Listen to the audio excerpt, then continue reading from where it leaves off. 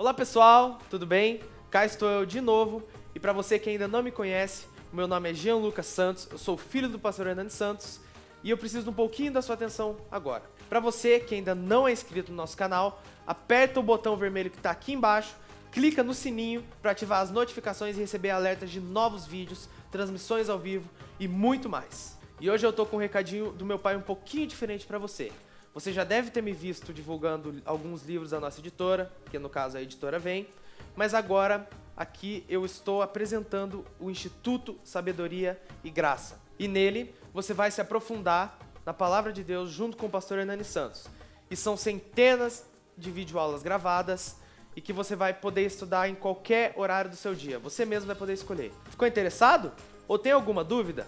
Então é só chamar no WhatsApp que alguém vai te atender. Já ia me esquecendo de algo muito importante. Para você que aderir o curso a partir de agora, nós temos um presente para você, que no caso é a Bíblia King James, que é a tradução que o pastor Hernani usa ao decorrer de todo o curso. Então, quer essa Bíblia? Entre em contato no WhatsApp, fala que você assistiu esse vídeo e que você quer ganhar agora a sua Bíblia. É importante você saber também que você que está aderindo ao curso do Instituto agora, você estará ajudando a Missão Vem. Por quê? Porque parte do valor arrecadado do Instituto será destinado para missões, tá joia? Então fica aí com a mensagem que eu creio que vai ser poderosa na sua vida. Deus abençoe. Geração do arrebatamento. Eu preguei na quarta-feira sobre, e quis continuar hoje, Apocalipse capítulo 3, versículo 10, quero cumprimentar os irmãos que estão nos assistindo pela internet. Quem está aqui pela primeira ou segunda vez? Levanta a mão. Hoje nós temos irmãos que vieram de Ponta Grossa para assistir o culto, e irmãos que vieram de Foz do Iguaçu para assistir o culto. Que é isso, hein? Que besta. Teve gente que vem de outro lugar também? De Colombo. Almirante Tamandaré. Almirante Tamandaré deve ter. New Orleans. Onde que é a sua igreja, pastor Hernani? Minha igreja é New Orleans. Vamos ler.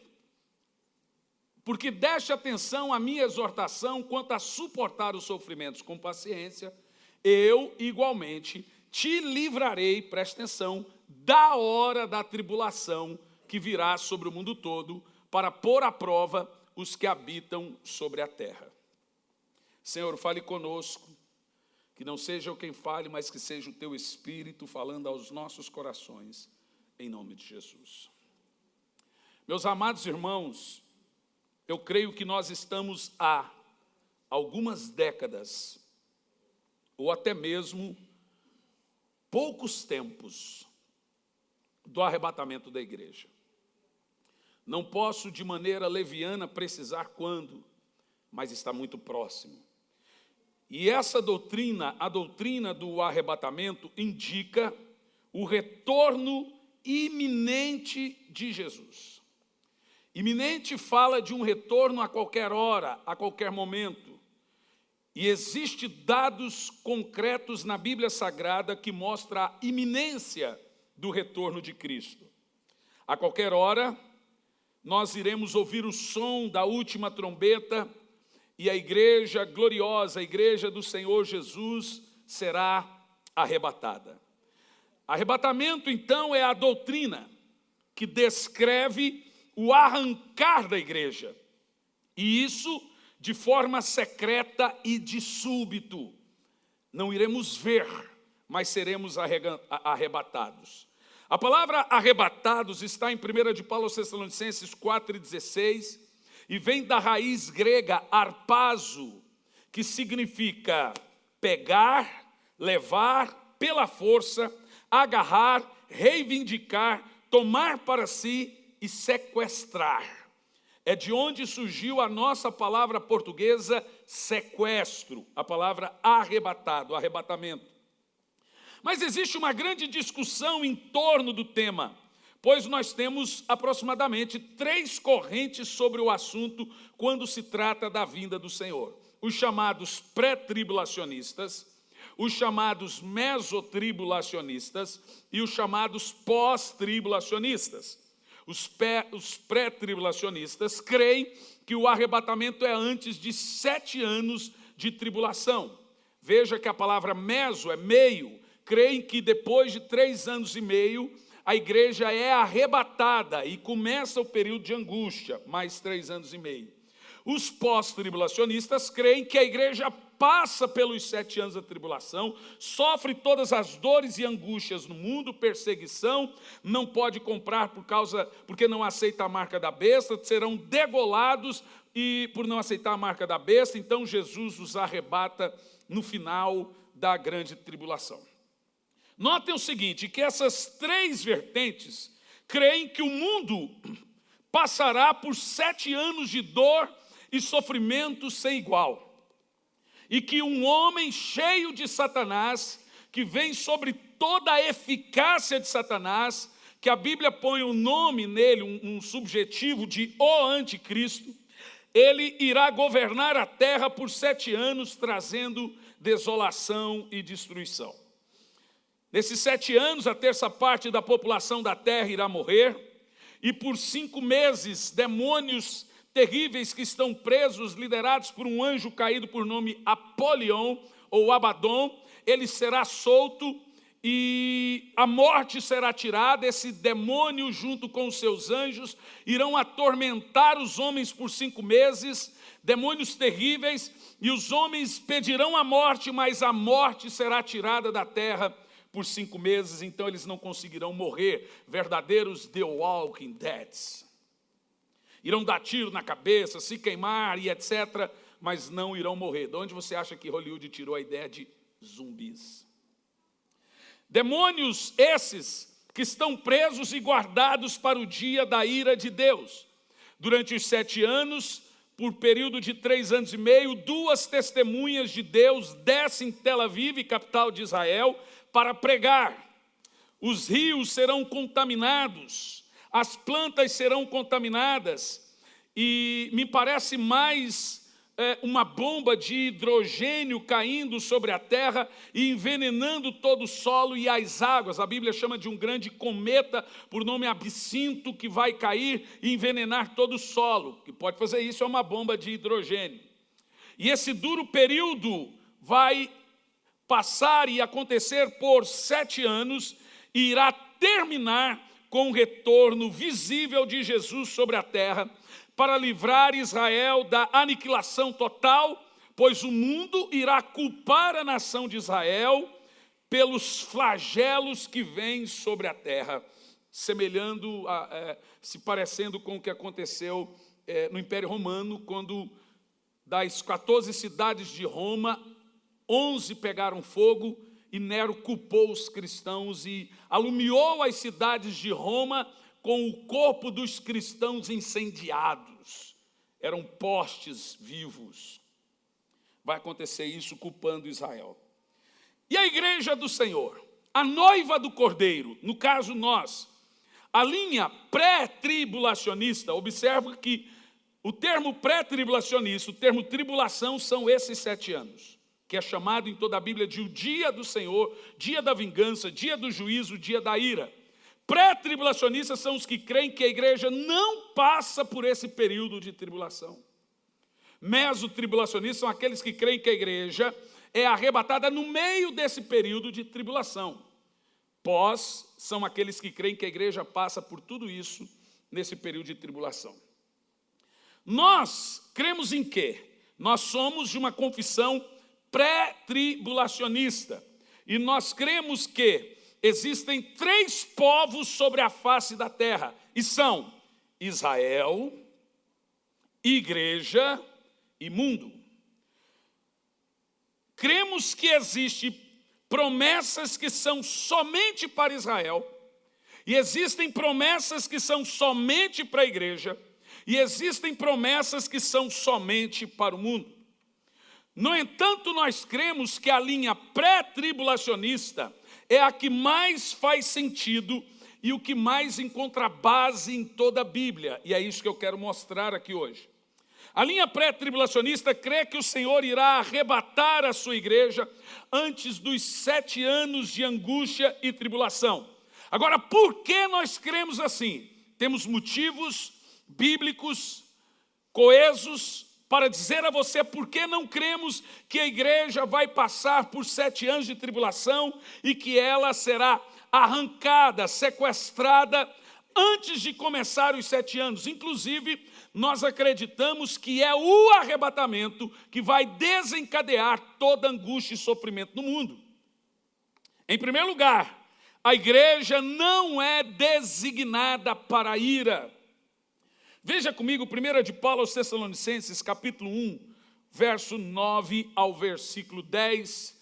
Porque todos eles relatam que de maneira fomos recebidos por vós, e que de maneira vos convertestes dos ídolos a Deus, para servirdes ao Deus vivo e verdadeiro, enquanto aguardais do céu seu Filho, a quem ele ressuscitou dentre os mortos. Vamos ler o resto?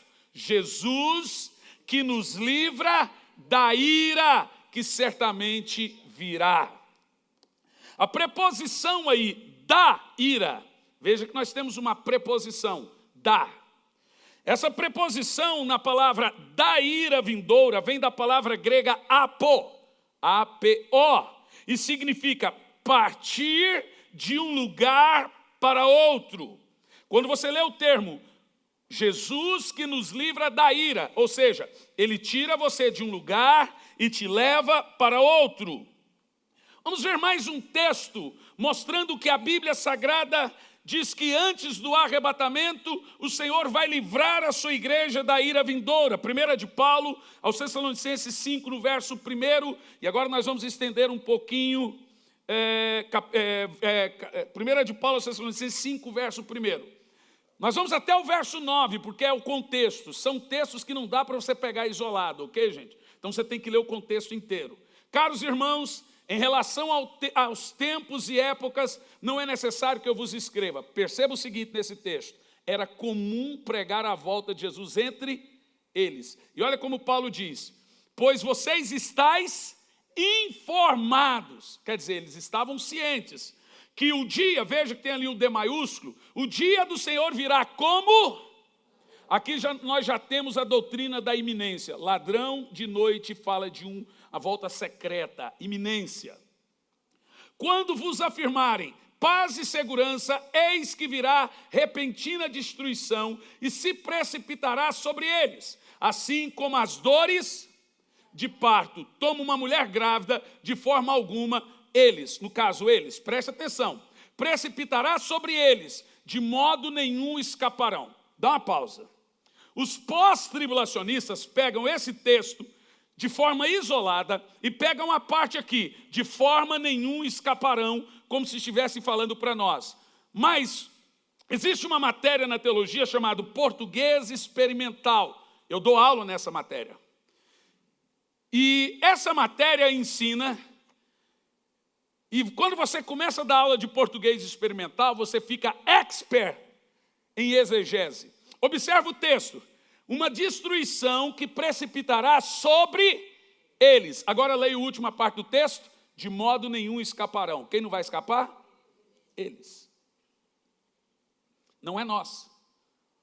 Percebeu? Não é nós. Por isso que você não pode falar mal de teólogo. Essas coisas, quem é leigo na Bíblia, passa despercebido. Mas preste atenção no resto do texto. Revestis-se de Cristo e vigiai. Lembra da mensagem da justiça, que você está vestido de Cristo, do Cordeiro? Está aqui, ó. Entretanto, vós, irmãos, não estáis vivendo nas trevas, para que esse dia da tribulação, como se fosse um ladrão, vos ataque de surpresa. Porquanto vós todos sois filhos da luz, filhos do dia, nós não somos da noite, muito menos das trevas. Paulo agora fala em metáfora, em tese. Todo mundo dorme aqui. Mas ele está falando que o crente não dorme espiritualmente. É metáfora. Assim, pois, não dormamos como os demais, mas estejamos alertas e sejamos sóbrios. Percebeu que é uma metáfora, né? Pois os que dormem, adormecem de noite, e os que se embriagam, é de noite que se embriagam. Agora preste atenção. Nós não é tanto que somos do dia, sejamos sóbrios, revestidos-nos da armadura da fé e do amor, tendo por capacete a esperança da salvação. Você percebeu que todo o contexto está falando da volta do Senhor, ladrão da noite, dores de parto. Agora olha o resto. Porque Deus não nos designou para a ira. Que ira que é? Do dia da tribulação, do final dos tempos, para sermos contemplados pela salvação por intermédio de nosso Senhor e Salvador Jesus Cristo. Que coisa poderosa, gente. Você não foi designado para o juízo. Está vendo como é bom ser crente? Levanta a mão e fala, vale a pena. É, irmão. É bom demais, né? Se você observar o contexto aqui, Paulo está dizendo que, de modo algum, os ímpios escaparão da ira de Deus que recairá sobre todo mundo. E ele usa a metáfora ladrão da noite para mostrar a iminência da volta do Senhor e diz que nós não podemos estar dormindo. Na maioria das vezes os meus voos saem de madrugada, 4 da manhã, 5 da manhã, 6 da manhã. Então quando o voo 5 horas da manhã, eu tenho que sair de casa 3h30. Eu chego, visto a roupa da viagem, deixo a mala e deito no sofá. Ué, vou dormir para quê? Liga a televisão, fica esperando ali, fica eu e o Gianluca lá, assistindo, depois acordo e vou em viagem. É assim que um crente tem que viver, na iminência do retorno do Senhor. Você não pode dormir de botina, irmão. Já viu dormir de botina? Nesse momento, o apóstolo Paulo diz, igreja do Senhor Jesus, não durma. Lembra da parábola das 10 virgens que elas dormiram? O Paulo diz, não durma, fique acordado, fique atento, não fica distante, entenda o evangelho, não fique frio na fé. Pois nós não fomos destinados para a ira. Mas se você dormir, você vai passar pela ira. Paulo afirma pela segunda vez que nós não fomos destinados para a ira vindoura. Pelo contrário, pela segunda vez ele diz que o Senhor irá nos livrar da ira que vem sobre o mundo. Como é bom ser igreja. Eu não gosto desse negócio, ó, fala para o seu irmão, mas agora fala para o seu irmão, fala assim. Olha para o seu irmão e fala assim. Uma hora ou outra não faz mal, né, gente? Fala assim para ele, é bom ser igreja com você. Fala, é maravilhoso ser igreja com você. Só não chama esse irmão de bonito aí, tá? Agora preste atenção. A igreja de Filadélfia é tido na Bíblia como a igreja mais perfeita. Então você tinha Esmirna e você tinha Filadélfia. Filadélfia é a penúltima igreja das 7 eras da igreja. Então uma igreja anterior à nossa. E Filadélfia é o exemplo de uma igreja piedosa que o Senhor promete livrá-la da ira futura. O Senhor está dizendo que a igreja laodiceiana não será arrebatada. A igreja que será arrebatada é a igreja que tem as características de Filadélfia. Veja em Apocalipse 3, versículo 10, o que o Senhor fala para essa igreja filadelfiana. A igreja fervorosa, que tem pouca força, mas muito amor. A igreja que ama o Senhor, porque deste atenção à minha exortação, quanto a suportar sofrimentos com paciência. Presta atenção. Eu igualmente te livrarei, olha o termo, da hora da tribulação que virá sobre o mundo todo, para pôr à prova os que habitam sobre a terra. E tem gente que diz que não tem base bíblica para o pré-tribulacionismo. Só o que tem na Bíblia é base bíblica para isso. Mas veja bem, tem algo muito importante aqui nesse texto, deixa ele congelado, Jairovski. Diz assim, ó, da hora da tribulação. Preste atenção que o Senhor não diz que vai nos livrar na tribulação. Daniel foi livre na cova. Sadraque, Mesaque e Abedênego foram livres na fornalha. Mas o texto usa o termo te livrar da hora, não na hora. Porque tem uns que dizem, não, a igreja vai passar, mas o Senhor vai livrar na. Bom, não é isso que a Bíblia diz. E por que não é isso que a Bíblia diz? A preposição aqui, da hora da tribulação, é a palavra grega ek ou ex. Ek ou ex. E ela significa extração, de onde originou a nossa palavra portuguesa extrair e a palavra inglesa exit, ou a palavra êxodo, saída. Toda vez que tem o ex, é extração, é exit, é saída. Então o que nós temos aqui? O Senhor vai te livrar da ex, ou ek, hora da tribulação, indicando uma saída. Lembra que o apóstolo Paulo diz que o Senhor pode permitir sim a provação, mas Ele nos providencia uma saída. E tem mais. Todos na Bíblia Sagrada que se atreveram a falar desse evento secreto, nós não temos nenhum texto na Bíblia dizendo a igreja passa por tribulação. Não tem. Você pode fazer aí uma exegese, uma mexida e tentar interpretar, mas nós temos vários textos que indicam que a igreja é livre da hora da tribulação. Agora você pode interpretar do jeito que você quiser. Como eu sou literalista, eu vou dizer para você que a Bíblia diz que a igreja é livre da hora da tribulação. Não há nenhum texto que diz que a igreja é arrebatada no meio. Não há nenhum texto que diz que a igreja é arrebatada no fim, mas nós temos até agora muitos textos que indicam que a igreja é arrebatada antes da tribulação. E mais uma vez, o Senhor promete livrar a sua igreja fiel. Qual é a dificuldade nossa aqui? A dificuldade é sermos filadelfianos. Porque a promessa de não passar pela tribulação é de crentes fervorosos. Crentes filadelfianos. Essa é a nossa dificuldade. Bom, para você entender o que eu estou falando, Deus sempre promove e provê uma saída para o seu povo, sempre na hora da provação. Ele não irá nos livrar na tribulação, mas da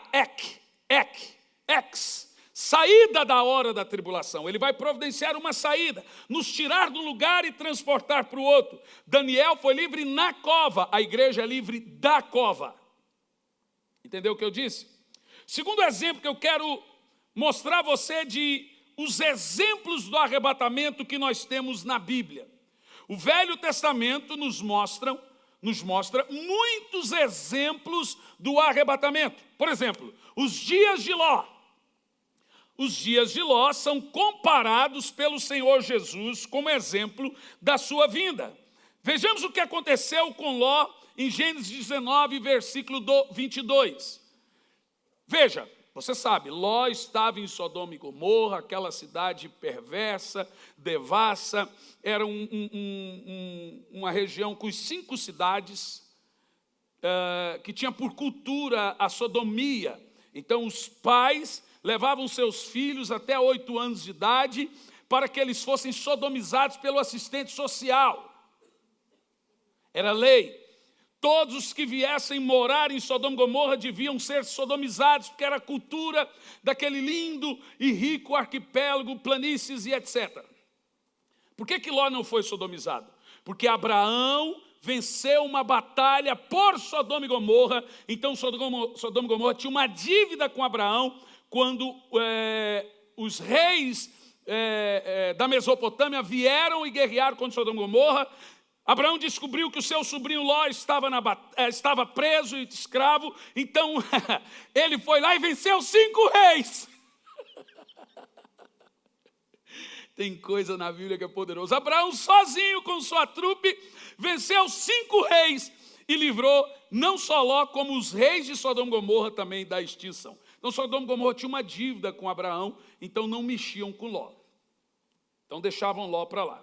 O que é interessante nessa história, que Ló agora fica ali Abraão, agora é Ló. Que Ló tinha 2 filhas e estavam noivas. Mas quem saiu da cidade foi só ele e as 2 filhas. Porque os rapazes também eram... E Abraão, fica quieto. E Ló então disse assim, ei, vamos embora, porque o Senhor disse, os genros de Ló riram na cara dele. E não quiseram ir embora. Eles queriam fazer sexo com os anjos. Veja, o costume que tinha na cidade. E aí os 2 anjos, quando aqueles homens tentaram entrar dentro da casa de Ló, Ló ofereceu as 2 filhas virgens. Ei, eu tenho aqui 2 filhas, peguem elas, façam o que quiser, mas não toque nesses homens, nos anjos. Os homens, não queremos mulheres. Queremos esses homens lindos que estão aí. Essas coisas lindaça. Mas a Bíblia Sagrada diz que aqueles anjos cegaram então os homens e disseram a Ló, refugia-te lá, numa cidade chamada Zoar, porque nada posso fazer aqui enquanto não tiveres chegado lá. Deus não desce ira no lugar aonde está o seu povo. E observa o seguinte, Abraão, quando os 2 anjos estavam indo para Sodoma, perguntou, se tiver em Sodoma 50 justos, julgará os justos junto com os ímpios? Os anjos gritaram, se tiver 50 justos, pouparemos a cidade. Vai entender isso, irmão? Deus tem caráter. Deus não é bagunçado. Abraão foi contando, se tiver 30 justos, se tiver 30 justos, poupamos a cidade. Se tiver 15, os anjos já foi ficando bravos. Poupamos a cidade. Aí Abraão disse, meu Deus, agora vai jogar cuspir fogo em mim. Mas eu vou perguntar, Senhor, não testando a sua paciência, está desse jeito na Bíblia. Se tiver 10, Abraão foi contando quantos, né? Contou com os genros. Ele disse assim, se tiver 10, eu poupo a cidade. Veja, que o problema do mundo não é o pecado do mundo, é a ausência de justo. Mas o que aconteceu? Deus não traz juízo e Ele não mistura o julgamento do seu povo. Ele vai julga primeiro o povo dele, depois o ímpio. Ele não põe no mesmo balacobaco. Deus tem caráter. Povo dele é povo dele. Quem não é povo dele, não é povo dele. Então agora os anjos dizem, corre para Zoar. Enquanto vocês não chegarem na cidade refúgio, não traremos juízo sobre Sodoma. Vocês estão entendendo aí o caráter de Deus, gente? Quem está entendendo, diga amém. Em outro exemplo também são os dias de Noé. Enquanto Noé não entrou na arca, não veio o dilúvio. Um outro exemplo do arrebatamento é o de Elias. Assim como Elias foi levado ao céu por anjos, nós seremos arrancados. Ele enviará os seus anjos e recolherá os seus filhos, arrancados da terra de súbito. Para te ter uma ideia do que eu estou falando, tem um texto na Bíblia, Isaías 26, versículo 20, por favor. Olha, daqui um pouco eu vou no contexto. O contexto inteiro, Isaías está falando do grande dia do Senhor, o dia da vingança, o dia da ira. E no final, olha o que o Senhor fala nesse capítulo. Depois que vem a ira, vem o juízo. Eia, povo meu, entra nos teus aposentos, esconde-te por um pouco de tempo, até que a ira do justo tenha sido satisfeita. O justo ali é Cristo, viu? Por isso que a tribulação não é ira de Deus, é ira do Cordeiro.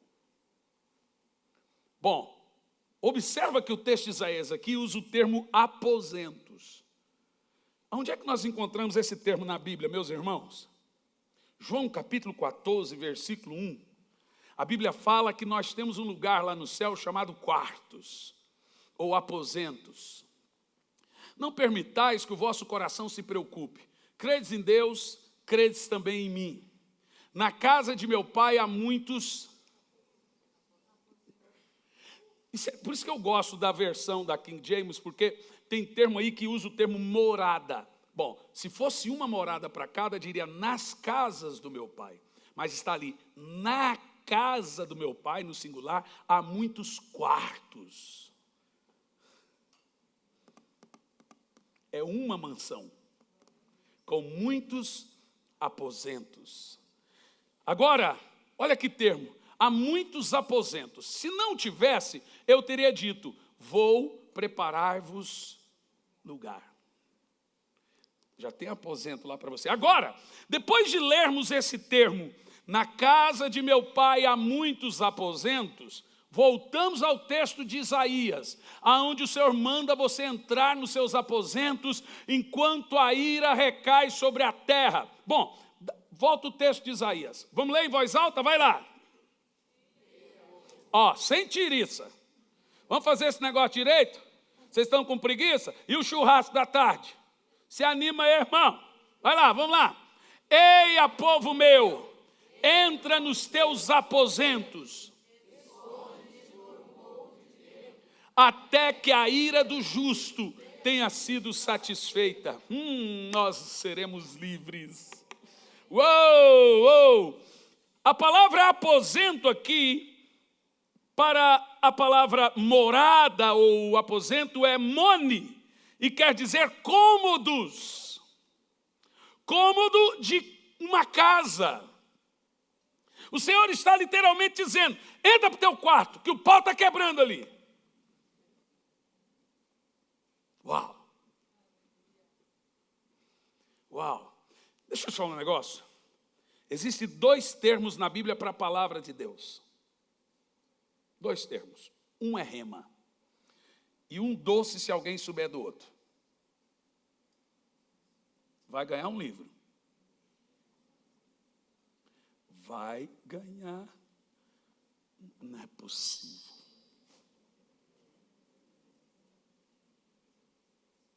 Pastor Emerson. Ah, você não quer o livro, é por isso você não dá. Preste atenção. Um é palavra revelada e o outro é palavra escrita. Você já ouviu falar esses termos. Palavra revelada é uma coisa, palavra escrita é outra. Quando a Bíblia Sagrada traz a palavra escrita, agora eu estou trazendo a definição para você, é o que está escrito ali, pronto. A maioria dos teólogos não tem o rema de Deus, a revelação da palavra escrita. O que é o rema? É quando você lê a Bíblia e tem a revelação. Então, quem não tem a revelação, ele olha aquilo e ele passa correndo. E aí, come bola em muitas coisas. O que a Bíblia está dizendo é que há quartos nas mansões celestiais, cômodos para nós. Espertinho vocês, né? Depois de consultar o teacher Google, né? Logoi. Logoi, de onde veio a palavra logos, de onde veio a nossa palavra letra. Palavra. Então tem o rema e tem o logoi, ou logos, ou verbo. Tá bom? Rema é a palavra revelada. Ai, gente, tem uns crentes muito espertos. Bom, existem moradas para nós lá no céu, como nós vemos aqui em Isaías 26 e 20, João 14, versículo 1. Você vê isso? Tem um quarto seu lá, e ele já está pronto. Aleluia, glória a Deus. O Senhor diz que entre nos teus quartos, entre nos cômodos da casa, nos seus aposentos, até que passe a ira. Amados, queridos, a igreja de Cristo irá sair da terra. Está chegando a hora da igreja de Cristo subir. Está chegando a hora de Cristo voltar e colocar um fim em toda essa injustiça. A resposta de Deus para a injustiça é o retorno de Cristo. Vocês ficaram chateados com essa decisão do STF? Pois bem, a resposta de Deus para essa injustiça é a volta do juiz justo, Cristo, que vai julgar o mundo com retidão. Está chegando o dia, meu irmão. Essa é a grande esperança da igreja do Senhor. Está chegando o dia da ira recair sobre o mundo, da igreja ser arrebatada e ser recompensada nas bodas do Cordeiro pelas suas obras. Está chegando a hora de partir. Está chegando a hora do arrebatamento da igreja. Está chegando a hora de tirar a noiva da face da terra, levá-los para as mansões celestiais. Aleluia! Em terceiro lugar, a igreja não está na tribulação no livro do Apocalipse. A nossa visão, que é a visão de 90% dos teólogos do mundo todo, chamada visão pré-milenista ou pré-tribulacionista, ela encontra mais base bíblica também agora em um dado muito importante. A igreja aparece, a palavra igreja aparece 19 vezes no livro do Apocalipse. 19 vezes só nos 3 primeiros capítulos.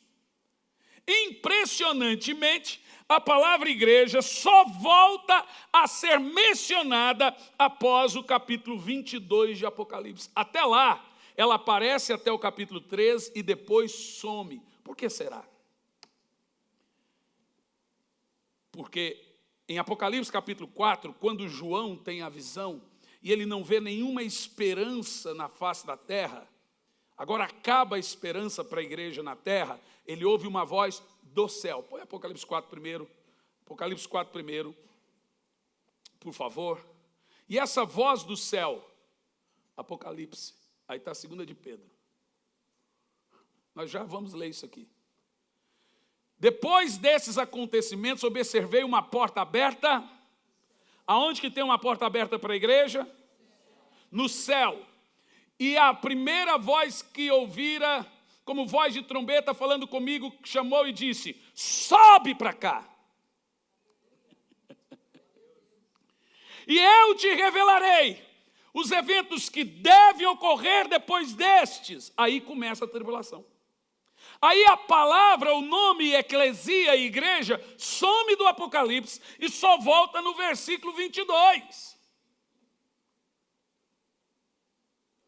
Percebeu?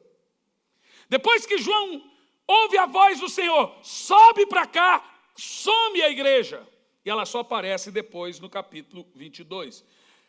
Nós somos muito acusados, e há uma acusação feita, que nós temos uma doutrina nova, e todos os eruditos da igreja no passado não pregavam isso, então não deve ser levado em consideração. Bom, para mim não importa isso. Para mim não importa se Hernandes Dias Lopes fala, se Luciano Subirá fala, se Hernandes Santos fala, se Luiz Hermínio fala. Se não tiver na Bíblia, não me importa. Eu não sigo a homens. Eu não quero saber. Não, mas fulano que falou. Não importa. Não importa quem falou. Toda pessoa que subir aqui, o que ele falar, espera ele pôr na Bíblia. A gente não pode soltar as coisas ao vento. Tem que ter base bíblica. Os eruditos que muitos dizem que não criam em arrebatamento são Agostinho de Hipona, Lutero, Calvino e outros. Esse calvo. Agostinho era o que desencadeou a doutrina calvinista e é o que hoje dá um trabalhão aí para a igreja, de uma vez salvo para sempre. Mas para mim não me importa o que Agostinho ensinava se não está na Bíblia. O próprio Agostinho, devemos levar em consideração tudo que Agostinho falava. Agora o pastor Hernando vai apanhar, porque Agostinho é unanimidade. Eu não estou nem aí também. Vamos ver algumas coisas que Agostinho ensinava que não deve levar em consideração. Primeiro, Maria nasceu e viveu uma vida inteira sem pecado. Agostinho. Que meninos não batizados se condenam eternamente. Que o coito dentro do casamento é sempre um ato depravado. Agostinho. Que a guerra pode ser santa. Ele que trouxe a ideia que não existe milênio literal, que a igreja já está no milênio e que o diabo está preso. Que perdão de pecado era somente dentro da igreja católica. Lembrando que Agostinho era um padre. Que os mortos podem sacar proveito da Eucaristia. E a ideia da transubstanciação, e que quando você come o pão, você está comendo literalmente Jesus ali. Agostinho. E que os mortos podem se beneficiar da Eucaristia. E que é justo que um Estado cristão persiga hereges. Você acha? Por isso, irmão, que eu leio tudo como peixe, jogo o espinho fora. As fontes, para falar que eu não sou doido, On Nature and Grace, Agostinho, capítulo 42. The City of God, tomo 1, capítulo 21, as fontes do que eu falei. Eu mostrei Agostinho para você ver que todos que pregam que não existe milênio, que o diabo está preso, gente. Quem levou Jesus na ponta do pináculo foi Tonho. Foi o cara da caneta azul. E a tentação foi a música.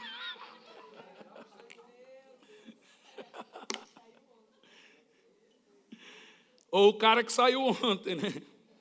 Eu sinceramente desconsidero essas coisas. Eu fico com a Bíblia.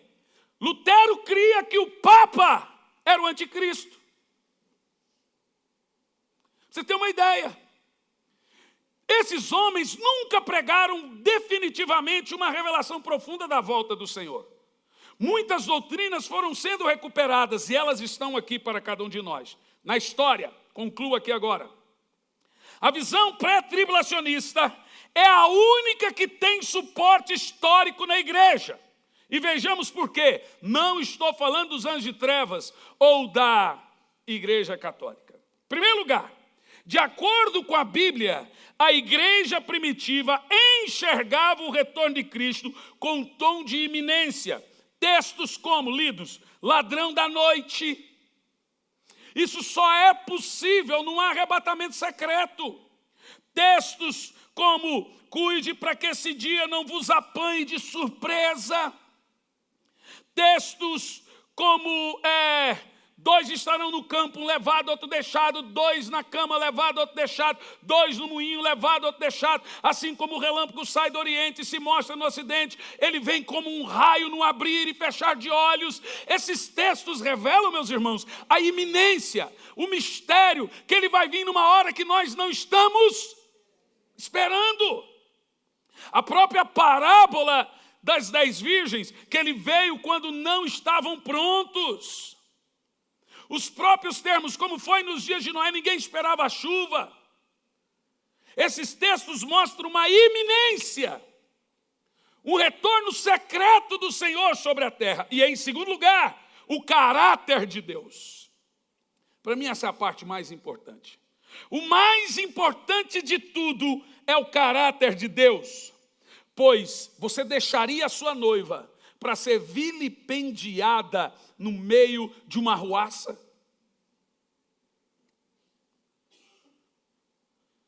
Fala para mim.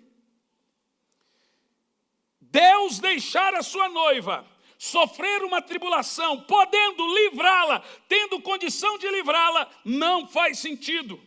Em toda a Bíblia nós vemos o caráter de Deus mostrando a disposição de livrar o justo. Vejamos, Noé foi salvo da ira de Deus que veio sobre todo mundo. Noé e sua família.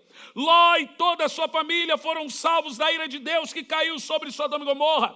Raabe foi protegida da ira de Deus que recaiu em Jericó. Deus tem caráter. E o caráter de Deus está em jogo aqui com a sua igreja. 2 de Pedro 2, versículo 4, vamos ver esses textos mostrando que Deus vai livrar a sua igreja, porque é o caráter dele que está em jogo. Ora, se Deus não poupou os anjos que pecaram, quem leu meu livro Anjos e Demônios? Bom, então você sabe. Mas os lançou no inferno, aprisionando-os em cadeias abismais, tenebrosas, com o propósito de serem reservados para o juízo. De igual modo, ele não poupou o mundo antigo quando abateu o dilúvio sobre aquele povo ímpio. Entretanto, preservou a Noé, proclamador da justiça, e mais 7 pessoas. Também condenou as cidades de Sodoma e Gomorra, reduzindo às cinzas, tornando-as exemplo dos que sucederá aos que vivem praticando o mal. Você viu? Sodoma e Gomorra é um exemplo. E Deus livrou. Observa quantas vezes nós estamos vendo a palavra livrou, livrou, livrou. O justo Ló, que vivia oprimido com o procedimento corrupto e libertino daqueles incrédulos. Lembra? Ló, enquanto você não chegar em Zorá, eu não posso destruir aqui. Porque este justo, falando de Ló, pelo que via e ouvia diariamente, quando habitava entre eles, sentia sua alma atormentada por causa das muitas obras iníquas daquelas pessoas. Constatamos, portanto, que o Senhor... Não, mas agora eu quero que você leia isso forte, vai lá. Constatamos, portanto, que o Senhor sabe livrar os piedosos da provação e manter em castigo os ímpios para o dia do juízo. É uma doutrina incontestável. Se você me achar um texto dizendo a igreja passa pela tribulação, mas tem que estar escrito assim, não uma interpretação. Porque se nós somos biblistas, literalistas, tem que estar escrito. Não é porque você interpretou que é verdade. São vários textos mostrando que o caráter de Deus é que Ele sabe livrar o seu povo. Com isso eu concluo que diante desses fatos, creio que nós estamos há pouco tempo, algumas décadas talvez, ou até menos, do arrebatamento da igreja. Creio fielmente que Jesus virá arrebatar a sua igreja tão logo, e que está chegando a hora da partida. Está chegando a hora do segundo êxodo. Está chegando a hora do Senhor arrebatar o seu povo e arrebatar a sua igreja. Essa é a grande esperança de nós cristãos. Isso é o que nos diferencia dos demais.